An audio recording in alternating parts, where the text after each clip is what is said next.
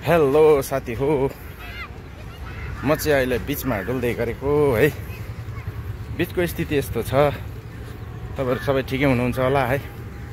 आज फेरि सानो भिडियो ल्याउने कोसिसमा तपाईहरु समक्ष आइरहेको छु। थाहा छैन भिडियो के कस्तो हुन्छ, तपाईहरुलाई के कस्तो लाग्छ है। म चाहिँ अहिले मर्निङ वक गरिरहेको, तपाईहरु सामनेको दृश्यहरु हेर्न सक्नुहुन्छ। यहाँ चाहिँ परिवारहरु यति बिघ्न यति धेरै छ, गनि सक्दैन के। धेरै परिवार यहाँनिर के आएर बसेको छ। कहाँबाट आएको कसले ल्याएको थाहा छैन, तर यति धेरै छ। तपाईले हेर्नुभयो परिवारहरु कति छ। यहाँ भन्दा धेरै अझै उपरतिर छ है। म चाहिँ यहाँ हल्का वकिङमा आएको थिएँ र भिडियो गरिरहेको। आज त्यस्तो खास भिडियो केही हुँदैन है। यतिकै बोलेको बिचमा यस्तो छ, हिँडिरहेको यी तपाईहरु हेर्न सक्नुहुन्छ है। यति हिँडिरहेको कहाँसम्म छ थाहा छैन। सधैँ चाहिँ म त्यहाँ परसम्म कुद्दै जान्थेँ। आज चाहिँ नगएको र यहाँनिर हल्का भिडियो गरिरहेको। तपाईहरुलाई मेरो भिडियो के कस्तो लाग्छ थाहा छैन। आज चाहिँ यत्तिकै हिँडेर गरिरहेको बालुवामा। अहिले म चाहिँ यसरी बालुवामा हिँडिरहेको छु है। यहाँ पर एकदम घाम भर्खर निस्किँदैछ हो। म चाहिँ त्यतै गइरहेको। यसरी आज हिँड्दै मर्निङ वक गरिरहेको। हल्का बिहान मजा आउँछ के मर्निङ वक गर्नु पनि, बिचमा पनि फ्रेसनेस हैन। कतिवटा बिमारीदेखि एकदम मुक्ति हो। मजा आउँछ यसरी वकिङहरु गर्नु पनि। सन्डे त अझै भिड हुन्छ क्या यहाँनिर। आज त त्यस्तो छैन। सन्डे झन् बिहानदेखि नै भिड हुन्छ बेलुकैसम्म। अब अरू बेला चाहिँ बेलुका मात्रै भिड हुन्छ हो। म त सन्डे हुन्छ बिहान बेलुका सबै भिड हुन्छ क्या। मजा आउँछ।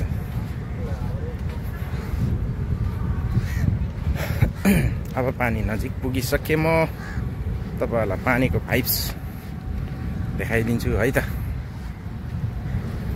पानी पनि हेर्नुहोस् तपाईहरु,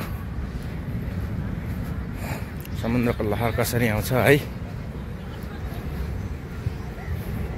तपाईहरुलाई देखाउन गइरहेको छु। आशा छ तपाईहरुले मन पराइदिनुहुन्छ। ल है साथी हो, हेर्नुहोस् है समुद्रको लहर चाहिँ यहाँनिर यसरी आउँछ है। बिहानको दृश्य एकदम मनोरम छ, रमाइलाग्दो छ, हेर्नु मजा आउँछ। यो चाहिँ एकदम बिहानको दृश्य हो। बिहान तकरिबन 6:30 को दृश्य हो यो चाहिँ है। यहाँ पर हेर्न यो जो देखिरहेछ माछा पक्रिनेहरू हो। यिनीहरू चाहिँ रातभरि घुमेर अहिले फर्किँदै गरेको हो। रातभरि पानीमा बसेर बिहान चाहिँ फर्केर छ माछाको। त्यहाँनिर चाहिँ यिनीहरूको अक्सन चल्छ है। हेर्नुभयो साथीहरू, समुद्रको दृश्य एकदम रमाइलाग्दो हुन्छ क्या। सनराइज एकदम दामी। यो दृश्य झन् एकदमै रमाइलाग्दो छ। हेर्नुहोस् न कस्तो दामी उठेर आउँछ छाल। कति माथिसम्म आउँछ यी। सो गाइस, तपाईहरुले बिचदेखि पारेको दृश्यहरू हेर्नुभयो हैन। बिचमा सबै हेर्नुभयो, पानीहरू हेर्नुभयो है। उता रोड साइड हेर्नुहोस् तपाईहरु। रोड साइड चाहिँ यस्तो छ है। यस्तो दामी छ के, मजा आउँछ के हेर्नु। म चाहिँ यहाँ हिँडिरहेको बालुवामा मर्निङ वक गर्दै है। आखिर जिन्दगी के नै छ र साथी हो। सोचेर ल्याउँदा जिन्दगी त एउटा बगेको पानी जस्तो पो लाग्न थाल्यो साथी हो। आजभोलि त केही छैन रहेछ क्या जिन्दगी चाहिँ। जिन्दगीको लामो यात्रामा दुःख सुख हाँसो रोदन त आइबस्दो रहेछ होइन। कसैले मोटिभेट गरेर युट्युब कन्टिन्यू गर्नु लाउनुहुन्छ होइन। तर आफ्नो मन मस्तिष्क पनि सही हुनुपर्ने रहेछ त्यसको लागि हो। मान्छेले भन्यो भन्दैमा गरिहाल्ने त्यस्तो क्षमता त कसैको हुँदैन हैन। तरै पनि अब कोसिस गरे भने सबै सक्सेस हुँदो रहेछ है। म पनि त्यही उद्देश्य ध्येय लिएर चलिरहेको थिएँ। कसैले मोटिभेट गर्यो हैन। केही मेरो पहिलाको भिडियोहरू डिलिट भयो, डिलिट गर्नु पर्यो कारण कपिराइटहरू लागेको थियो हैन।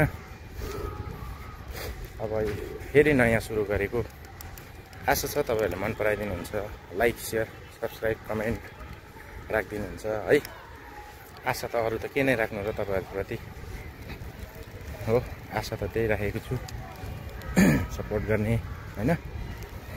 अब अनि मैले सोच्दैछु साथी हो, अब उपरान्त भिडियो चाहिँ हिन्दीबाट गरौँ भनेर हैन। किनकि मेरो भ्युअर्सहरु कतिजना बाहिरकोहरु पनि छ, मतलब नेपालीहरु छ र कोही नन नेपालीहरु पनि छ हैन, फलोवर्सहरु फेसबुकतिर। त्यही भएर मैले निदो गरेको छु कि हिन्दीबाट सुरु गर्ने। अब त्यस्तो हिन्दी त आउँदैन, टुटाफुटा हिन्दीबाटै सुरु गर्ने है। के कस्तो लाग्छ तपाईहरुले पनि साथ दिनु होला है। आखिर तपाईहरुले त बुझिहाल्नुहुन्छ हैन। अब नबुझ्नेको लागि चाहिँ अब हिन्दी म कोसिस गर्छु। के कस्तो हुन्छ थाहा छैन है, हिन्दीबाट गरेको भिडियोहरू तपाईहरुले त बुझ्नुहुन्छ र ती नेपाली नबुझ्ने साथीभाइहरूले पनि बुझ्नुहुन्छ नि त। त्यही भएर चाहिँ हिन्दीबाट गर्ने कोसिस ट्राई गर्छु, हुन्छ हुँदैन है। यो जग्गा पनि दामी छ के। यो जग्गा चाहिँ किन बनाएको भन्दा चाहिँ त्यो व्हीलचेयरमा ह्यान्डिक्याप्टहरू हुन्छ नि, उनीहरूको लागि चाहिँ ब्रिजको दृश्य हेराउनलाई बनाएको जग्गाहरू हो। यो चाहिँ ह्यान्डिक्राफ्टको व्हीलचेयरमा आउँछ उनीहरू चाहिँ। अब आफै त आउँदैन, कसैले लिएर आउँछ र यहाँ यो बाटो हिँडाएर चाहिँ उहाँ बिचको मनोरम दृश्यहरू उहाँहरूको लागि पनि देखाउने गरेको है।